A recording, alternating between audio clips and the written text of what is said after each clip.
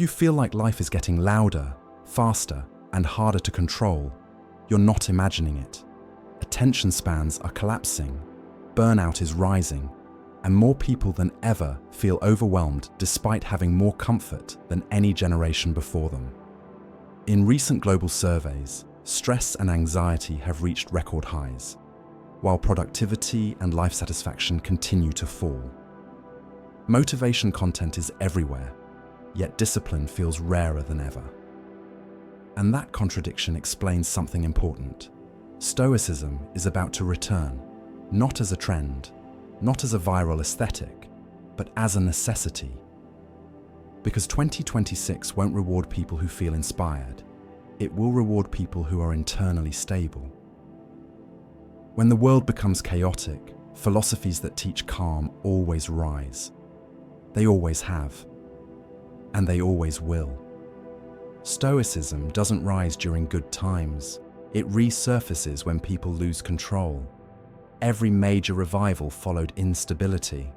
Political unrest in ancient Rome, economic pressure in early modern Europe, war, collapse, uncertainty.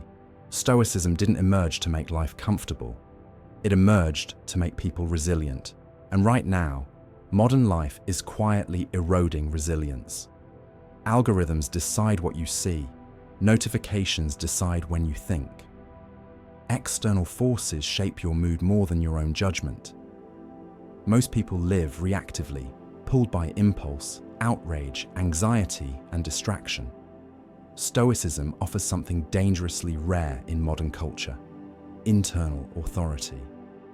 Control not over the world, but over yourself. And when external control weakens, people instinctively search inward. Marcus Aurelius ruled an empire during famine, war, betrayal, and political instability. He didn't write meditations to inspire strangers centuries later. He wrote it privately as mental armor, a way to remain steady while everything around him burned. He reminded himself daily that you have power over your mind, not outside events. That single idea directly contradicts modern culture, which teaches that peace comes from changing circumstances. Stoicism teaches the opposite. Peace comes from mastering perception. And when systems begin to feel unreliable, that idea becomes magnetic. By 2026, more people will confront an uncomfortable truth. Motivation is fragile. Motivation depends on mood. Discipline depends on principle. That's why Stoicism is resurfacing alongside conversations about responsibility, emotional regulation, and long-term resilience. People are tired of being told to feel better. They want to become stronger. Stoicism doesn't coddle. It doesn't promise happiness. It promises clarity, composure, and strength under pressure. And that promise suddenly feels relevant again. Here's a truth most modern self-help avoids. Comfort weakens resilience.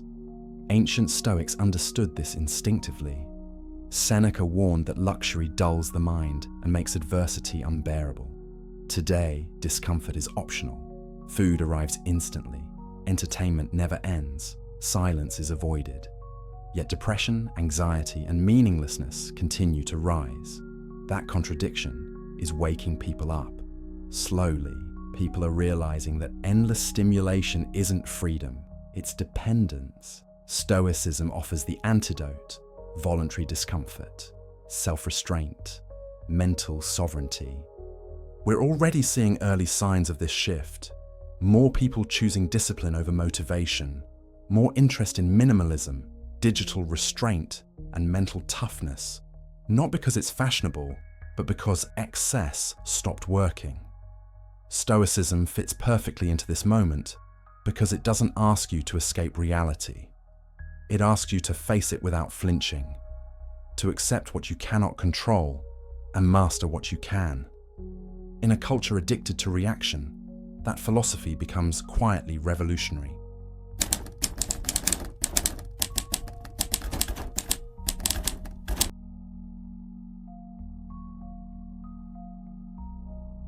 Halfway through this video, let me say this calmly. If you're still watching, you already sense that something feels off with modern life. This channel exists for people who feel that tension and want something deeper than surface-level advice. You're not alone in thinking this way.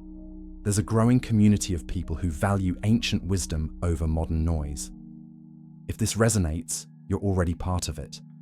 And if you found yourself nodding along, take a second to like the video and leave your thoughts in the comments. Not for the algorithm, but because reflection strengthens understanding. Others read them. Ideas sharpen when they're shared. Stoicism's return isn't aesthetic. It's practical. People are tired of outsourcing responsibility to emotions. They're tired of mood swings dictating behavior. They're tired of being mentally hijacked by headlines, outrage cycles, and constant comparison. Epictetus was born a slave, physically disabled, and powerless by external standards. Yet he taught that no one can harm you unless you surrender judgment. That idea feels radical today. It means offense is optional. Outrage is optional. Emotional collapse is often voluntary.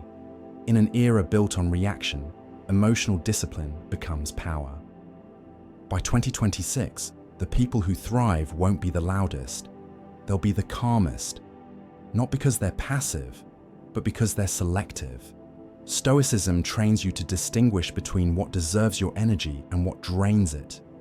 It teaches decisive action without emotional chaos, acceptance without resignation, ambition without attachment to outcome.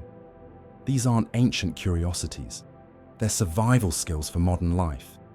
Stoicism also restores something modern culture quietly erodes: dignity, the ability to suffer without collapsing, to endure without becoming bitter, to act with principle even when no one is watching.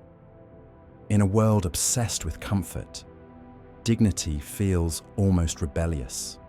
And that's why people are drawn to Stoicism not just intellectually, but instinctively. It speaks to something ancient inside us that recognizes strength when it sees it. Stoicism is returning because people are tired of fragility, tired of living at the mercy of feelings, tired of comfort that delivers emptiness instead of fulfillment. And quietly, without announcement, many are rediscovering a philosophy that doesn't promise an easy life, but a meaningful one. Calm is becoming attractive again. Discipline is becoming desirable again. Silence is becoming powerful again. So when you hear more people talking about Stoicism in 2026, understand this clearly. It isn't a revival. It's a response, a correction, a return to something humans have always needed when the noise becomes unbearable. The world may not slow down, but you can. And those who learn to do that will hold an advantage no algorithm, trend, or crisis can take away. If this made you think, stay with the channel. More of this is coming. Not trends, not hype, just ancient clarity for modern pressure.